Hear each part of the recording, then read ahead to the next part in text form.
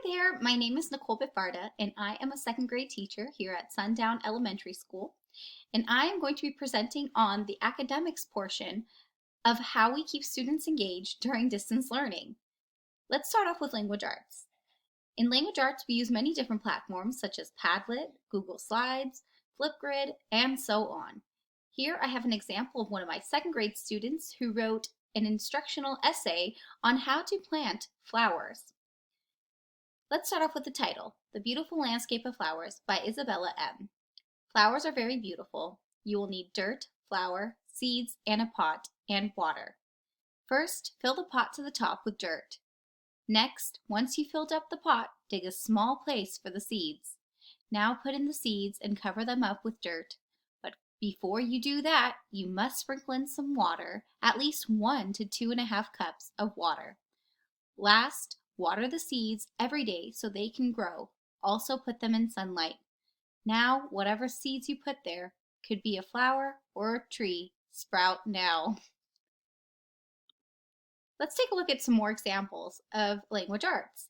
Here we have a project where a student created a diagram of the setting of the story that we read that week. This is the use of a Padlet where we answered questions about how Ellen Ochoa and Amelia Earhart were alike. And this little guy down here who's doing these backflips is a GIF where I had students create a cartoon that tells a story using many Google Slides and moving the image inch by inch by inch. Let's move on to math. For math, we have many different platforms such as Virtual Manipulatives, Google Slides, Think Central Online, IXL, and so on.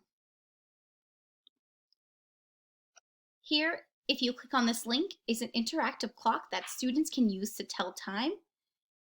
Here's an image of a Google form we use to do a Check My Progress that use questions directly from the math book.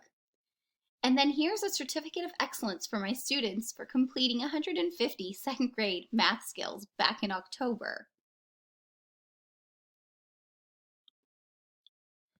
Moving on to science and social studies. We use things like TCI Online Component, Amplify Online Component, Google Forms, Google Slides, and so on. Here was a project-based learning where we talked about how to carve a pumpkin, and I actually did it live for them. And we stopped at each step to investigate, and we drew the pictures and wrote the steps. Some more project-based learning. I have a student here who is creating a dam using Legos. So let's watch this cute little video. We're going to put 2 cups of water.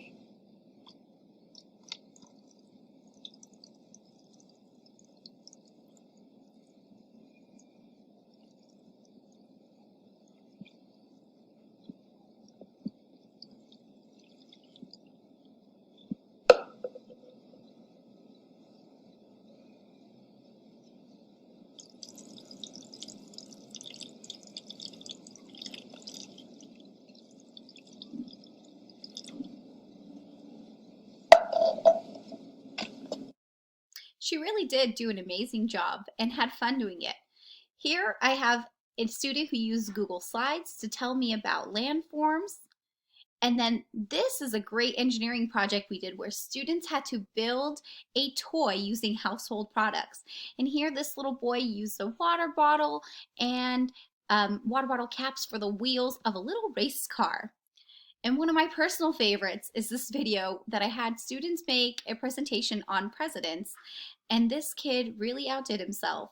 So we're gonna watch it and let's see what he says. Hello, I am President Joe Biden. Thank you for voting for me, and I am always happy to be your president. I do a lot of things, like write on Air Force One, answer phone calls, signing papers. It's a whole nother level than being just a CEO or a manager, or even a supervisor. I make laws, and that's what presidents do.